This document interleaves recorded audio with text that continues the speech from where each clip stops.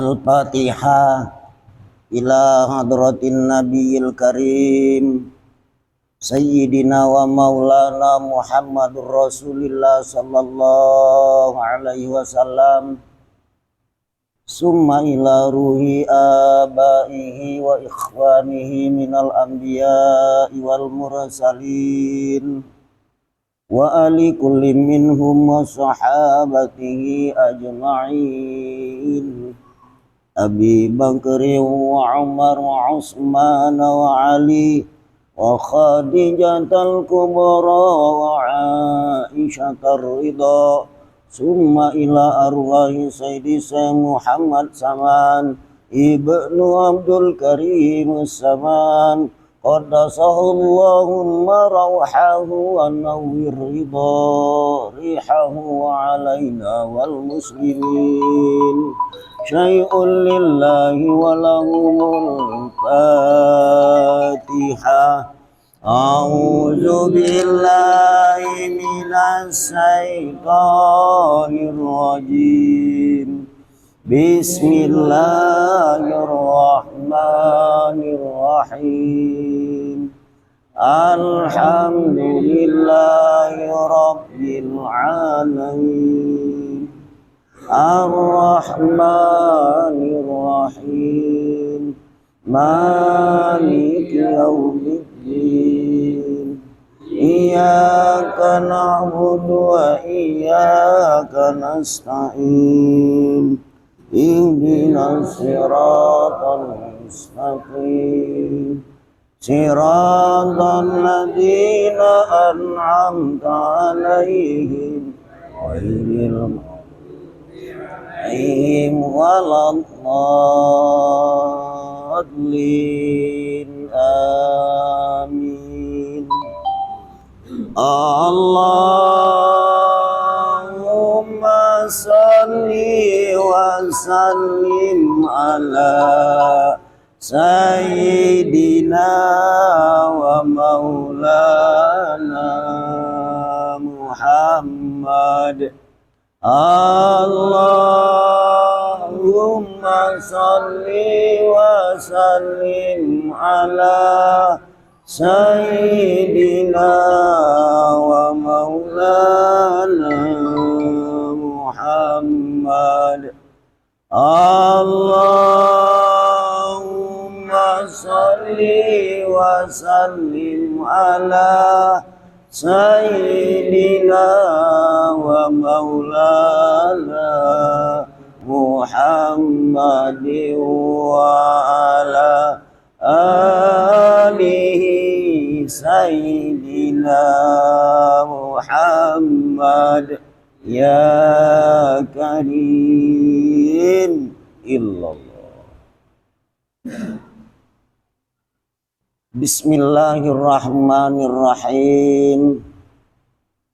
Alhamdulillahilladzi ja'alan nasihin wa abhamana minal ilmil ulama'ir rasihin wa afdhalus salatu wa atammut taslim ala sayyidina Muhammadin khatamil anbiya'i wa imamil muttaqin wa ala alihi wa sahbihi wa man tabi'ahum bi ihsanin ila yaumiddin.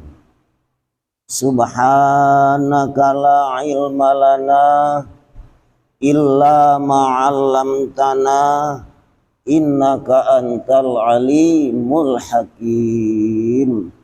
La haula wala quwwata illa billahil aliyyil azim.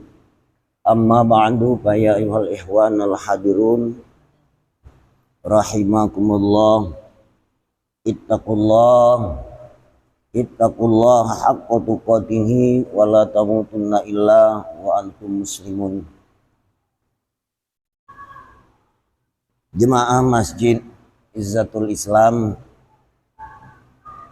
tentunya kita sama-sama menyampaikan rasa syukur kita kepada Allah Subhanahu wa Ta'ala Yang kami utarakan itu tentunya kita sepakati itu Tuhan kita, itu sesembahan kita, itu tempat kita minta pertolongan tatkala kita senang maupun susah. Yang kesemuanya itu adalah merupakan bahagian daripada pujinya Allah, sehingga kita dapat dengan izinnya hadir dalam kesempatan ini di majelis taklim. Arti majelis itu asal katanya jalasa, jalasa itu bermaknanya duduk. Taklim itu mufradnya katanya ilmu, jadi majelis ilmu. Cuman lazim yang beredar di umum itu adalah majelis taklim. Nah, khususnya kami informasikan, nah tuntutan kita ini artinya bukan penemuan baru, bukan terobosan baru, bukan dapat dirantau. Insya Allah sanadnya sampai ke junjungan kita Nabi besar Muhammad SAW. Tentang secara fokusnya ini tuntutan tauhid, pelajaran tauhid. Nah, pelajaran tauhid ini tidak akan sukses kalaupun tidak dilengkapi, diperkati oleh ilmu fikih. Artinya dalam tanda kutip, hak patennya fikih itu tauhid. Bukan dalam arti kata tauhid meninggalkan fikih, bukan kalau fikih itu tidak butuh dengan tauhid. Dia sepaket. Tak ubahnya laksana apa? Jasad dengan ruh. Ya kan kayak gitu. Cara ilmiah kita berpikir ya kan. Sejak itulah kalau ada ruh aja tidak bisa dia nyembah. Kenapa ruh tadi, jasad tadi bisa nyembah oleh ada ruh. Nah, ruh ini kita tidak bisa istilahnya nyiptakannya terkecuali itu adalah Allah. Kenapa kita selama ini artinya menyembah tidak tahu, tidak kenal lah. Inilah kealpaan, kehilafan kita yang selama ini. Tidak salah.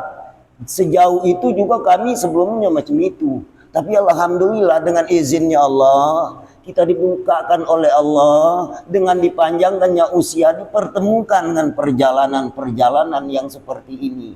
Alangkah sia-sianya kehidupan kita berputar dari minggu, dari bulan, dari tahun, tapi cuman yang itulah yang kita pahami, ya kan?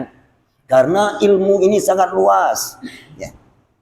Kalaupun kami pisahkan 3 ilmu, yang pertama adalah ilmu fiqh, yang kedua ilmu tauhid, yang ketiga ilmu usul. Tidak bisa dipisahkan sama sekali. Ilmu fikih itu pakaian, Pak. Pakaian, Bu. Pakaian.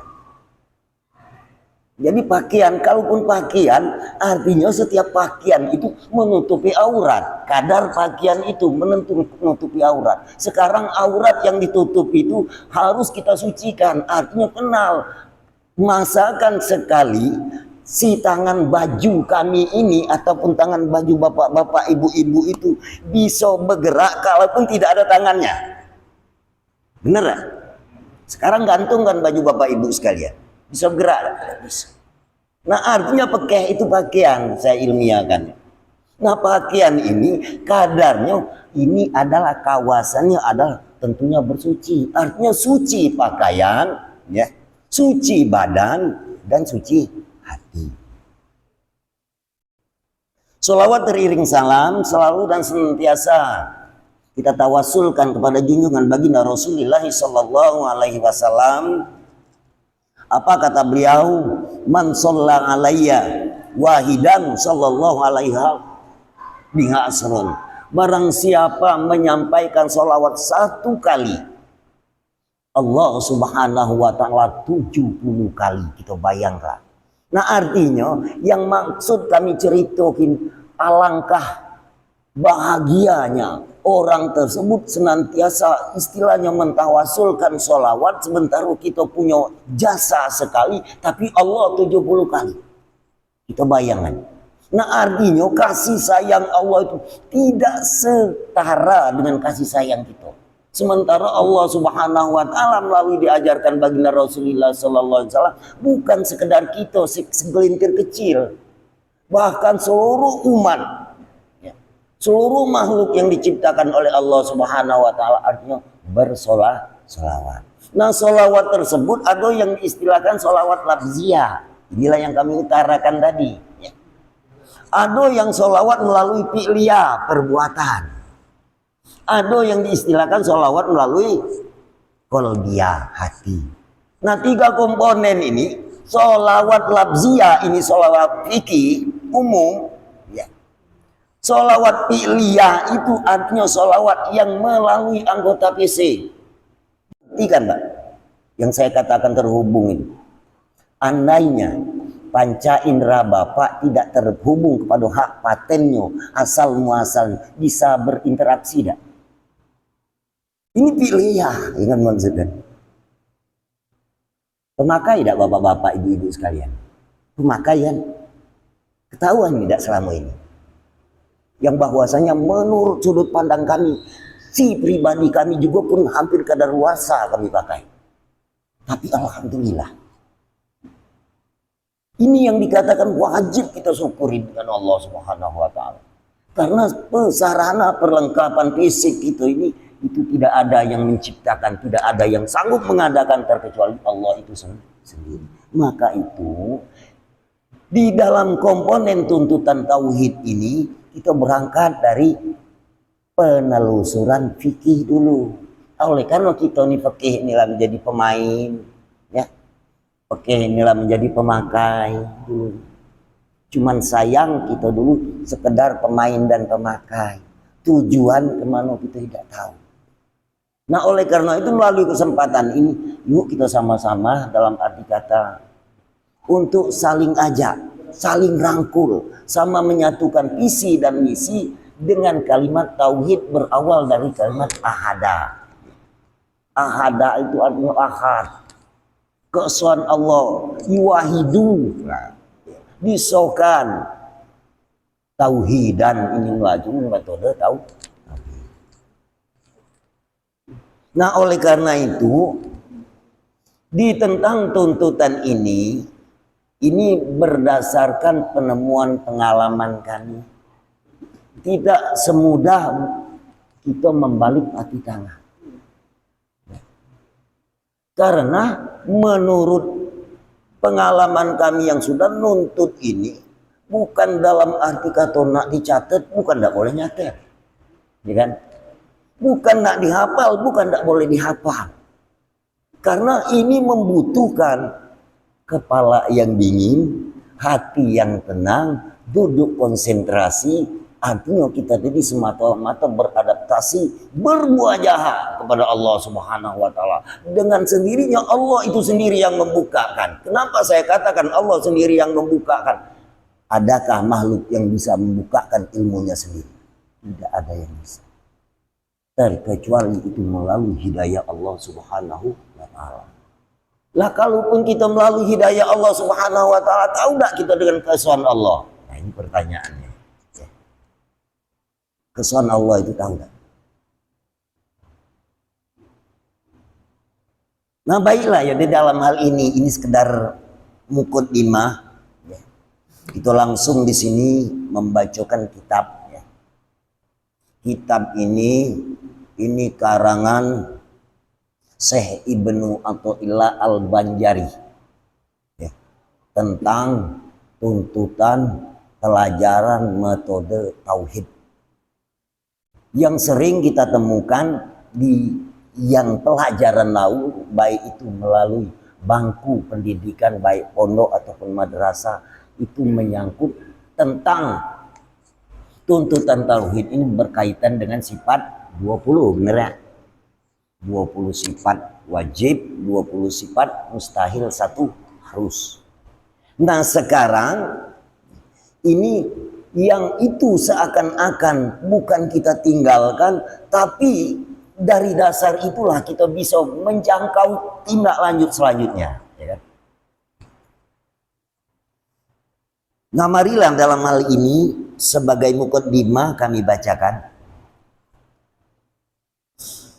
A'udzubillahi minasyaitonirrajim. Muqaddimatun fi bayanil asya'i allati tubatilu suluk wa tamna'u 'alal wusuli ilallahi ta'ala. Bahasa Arabnya. Sekarang bahasa kita. Bermula satu muqaddimah, pembukaan pada menyatakan segala perkara yang membatalkan orang salik, orang ahli nuntut untuk sampai kepada Allah Subhanahu wa taala. Kira-kira senang enggak kita sampai ngerti dengan Allah? Mana lah? Tidak sampai dengan Allah lagi lah senang gitu ini, bener tak? Mana mau sampainya? Bukan sekedar perjalanan, pengertian sampai ini bahasa tuntut. Sebenarnya kita tidak ada kemampuan sampai, tapi Allah menyampaikan kepada kita ya, segala kebutuhan secara fisik non fisik kita ini di permukaan bumi Allah ini. Bumi Allah terbentang luas, mungkin sekian mil ataupun jarak dari bumi sekian pula, artinya mil. Kita pun tidak bisa untuk menciptakan terkecuali Allah. Protes kalau tidak benar, jangan ragu-ragu. Ya. Jadi yang membatalkan ataupun bahasa muqaddimah di sini yang dikatakan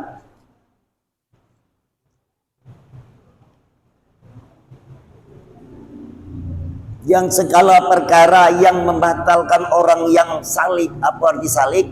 Arti salik itu orang yang berjalan, orang yang nuntut.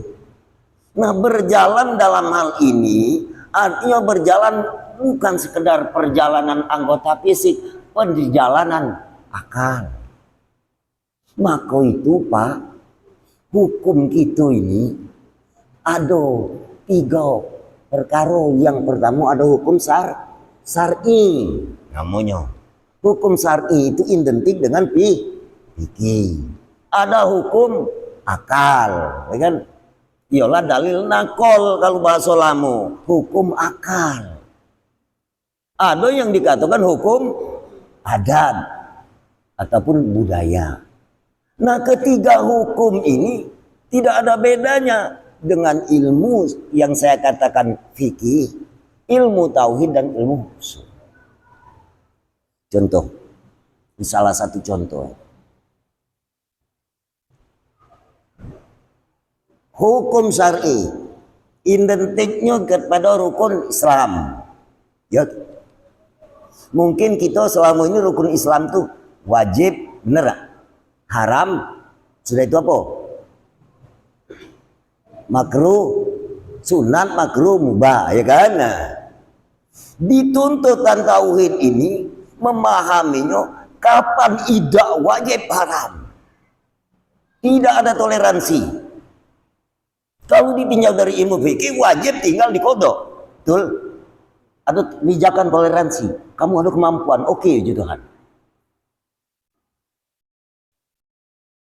Di dalam tuntutan tauhid wajib ini kapan tidak kita kerjakan haram.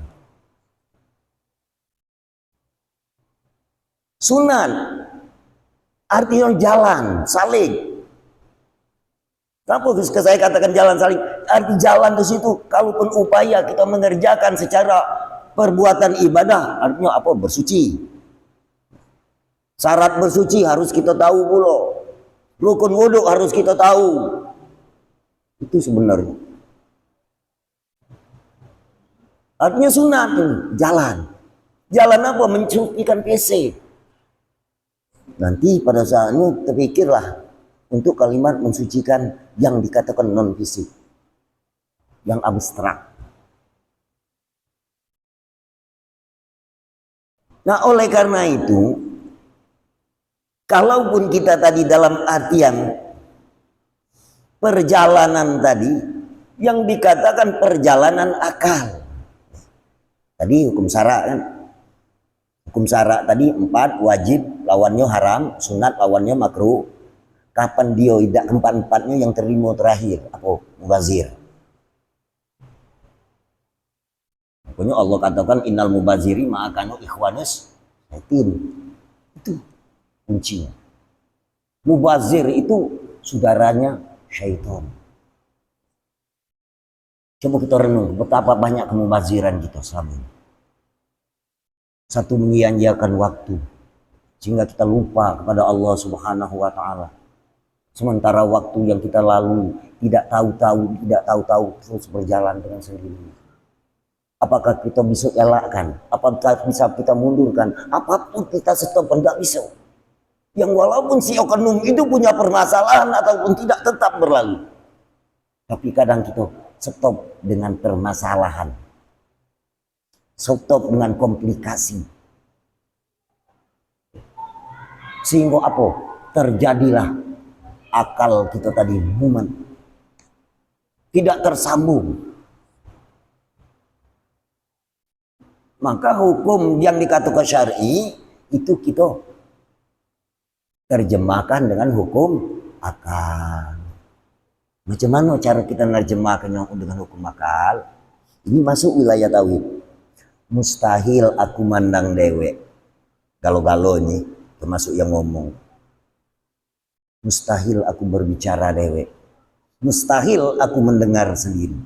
Pastinya mana akal? Nah artinya apabila kamu mengerjakan ibadah yang secara ritual, yang dipandu oleh ilmu fikih, itu kalimatnya mustahil dengan sendirinya kamu berbuat, kamu beraktivitas, artinya wajib yang pastinya Allah Subhanahu.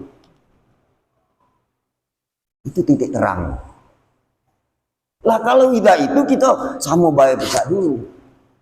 Istilahnya berbuat baik, berbuat pokoknya. Kaki urusannya dengan Allah, urusannya kita terus terang baik. Aset dia kita pakai tapi tidak tahu. Sederhana sebenarnya. Tidak tahu dengan yang punya.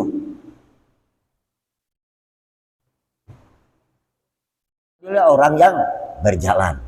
Berjalan di dalam kaidah fikih, berjalan dalam kaidah hukum akal, berjalan dalam kaidah hukum adat. Adat itu sudah menjadi ketentuan Allah Subhanahu wa taala. Artinya adat dan kebiasaan ini bukan adat secara duniawi. Adat Allah itu supaya kita tahu apa di antaranya api memanaskan, bener ya? Air mendinginkan, bener? Salah? Pikir ke? Sebenarnya bukan api yang memanaskan, bukan air yang mendinginkan. Rasa kita. Ada di kita itu.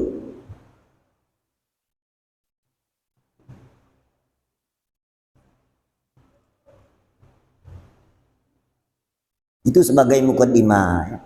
Jadi kita tadi tercegah sampainya kepada Allah, orang yang salih itu, bahwasanya itu i'lam annal wajibu ala kulli mukallafin, yang wajib bagi orang yang mukallaf itu memelihara dirinya daripada maksiat, ya, baik itu maksiat zohir ataupun maksiat batin. Ini bahasa kitab ini maksiat. Mungkin secara umum kita sikapi maksiat itu mungkin perbuatan yang melarang hukum biasa. Umpama kita tadi mencuri, ya, ataupun hal-hal yang diharamkan maksiat. Benar, itu tidak usah diprotes secara syar'i. Tapi ada lagi maksiat yang bahasanya di situ lebih dahsyat lagi. Kenapa dia melakukan hal itu oleh dia tidak tahu? Kau tahu tidak galak dia? Itu maksiat, cayolah kamu. Justru dia tidak tahu itu ya kebablasan ini. Kalau dia tahu tidak galak. Nah maka itu kita tuntut cari tahu ini. Semumpung apa? Semumpung kesempatan kita masih dalam keadaan sehat sebelum datang sakit. Wong sehat ini dia berdoa nak minta jangan sakit, bener gak? Wong sakit nak minta sehat.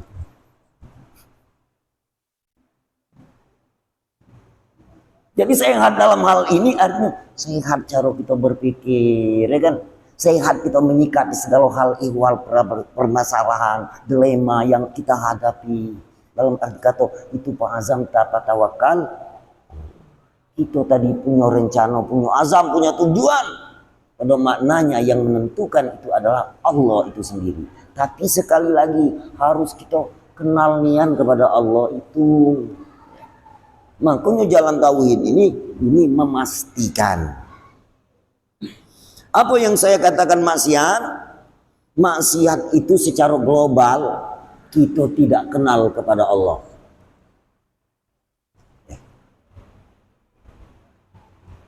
Aku misal contoh. Kami ini kabarnya punya saudara ataupun dulur setetaan pusat kalau bahasa kami. Tapi tak kalah kami lagi sama-sama kecil dulu. Oleh karena wong tua kami ini saro pada zaman itu. Walhasil dulur aku ini sampai hari ini gak ketemu. Konon kabarnya ada dulur aku ini.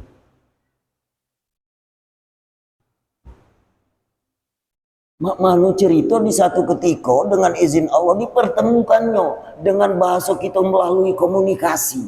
Begitu ketemu, mak mano lah kira-kira puluhan tahun tidak ketemu dengan dulur gitu. Rasaku tangis gembira bukan tangis sedih. Kaget nanya berapa anak bini, berapa harta, berapa mobil, berapa luas tanah tuh kaget. Bener gak? Rasa senang dan gembira ketemu ini. Nama itulah pula kita tadi kepada yang nyiptakan kita. Yang selama ini kita tahu kabarnya, aku punya Tuhan, aku punya tempat, aku bermunajat, dapat aku menolong, cuma aku tidak pernah ketahuan di mana dia berada. Nah, ya. Ini kan barang pasti. Kami ini ngerujuknya kaget ke sifat wujud ini kamu. Wujud. Artinya Allah itu ada, ya tak? Berangkat dari keterangannya sederhana. Wa iza sa'alaka ibadi anni fa inni qarib.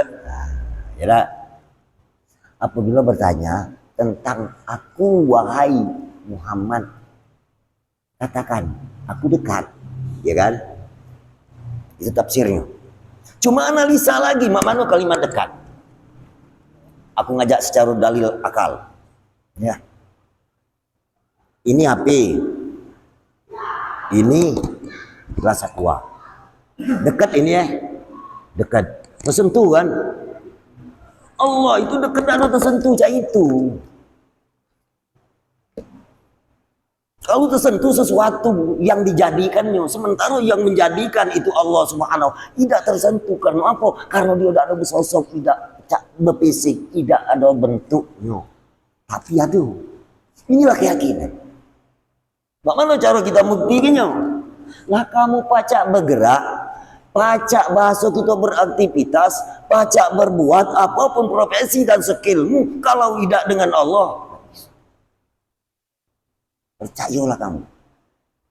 Walaupun kamu sholat, kalaupun kamu tidak ada digerak kalau tidak baca sholat, tempat rukuk, nah tidak baca tegak lagi kira-kira, apalah jadinya?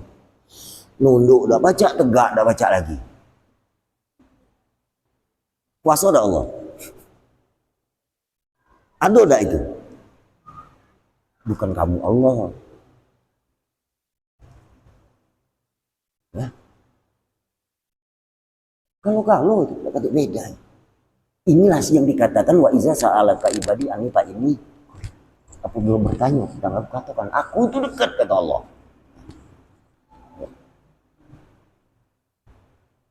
Nah ini harus kita jalan ke pikiran kalimat dekat ini.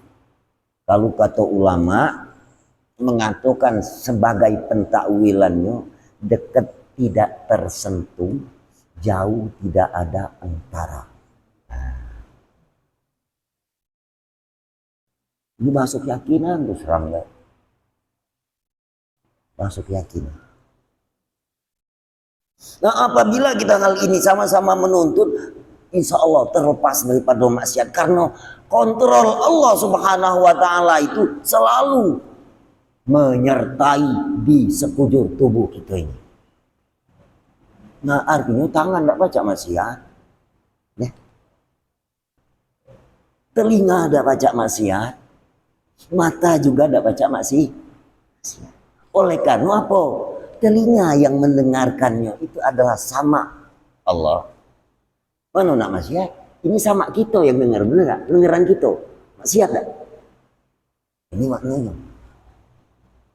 Manang, basor kita, pandangan kita, bukan basirunnya Allah. Maksiat gak? Nah kalau kita tahu dalam arti kata, ini ibadah secara manual. Nah yang kami utarakan ini kalau kita berinteraksi dengan ibadah ritual apa tinggal pertanyaannya? Tinggal? Tidak. Tinggal terus ke wae. Oh iya ya kalau saya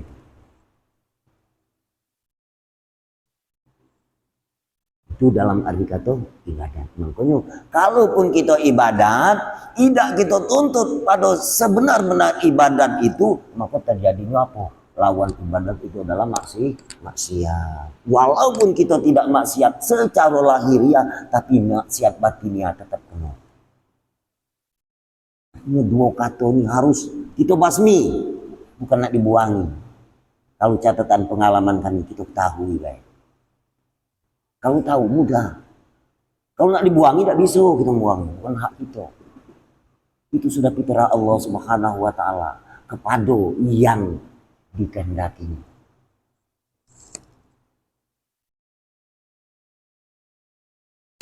Jadi maksiat tadi dua sudut pandang, ada maksiat zohir dan ada maksiat batin. Yang membatalkan orang suluk ya, itu sangat banyak yang menyegahkannya. Karena kata Abu Dzar Al-Ghifari, apa? Barang siapa berperangai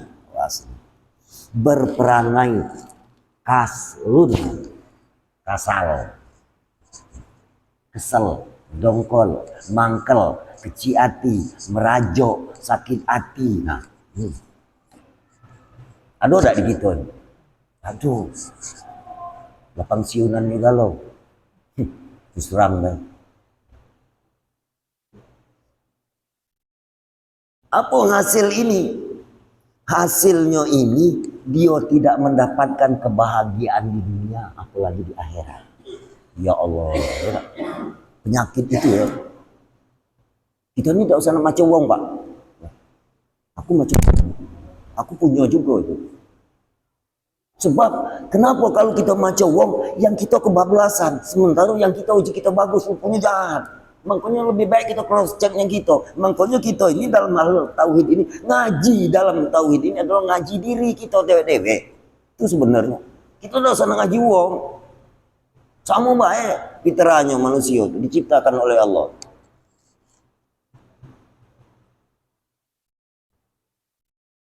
Jadi tidak kata dapat apa bahagia di dunia dan bahagia di akhirat. Tidak dapat. Kita punya sifat kasal, kesel,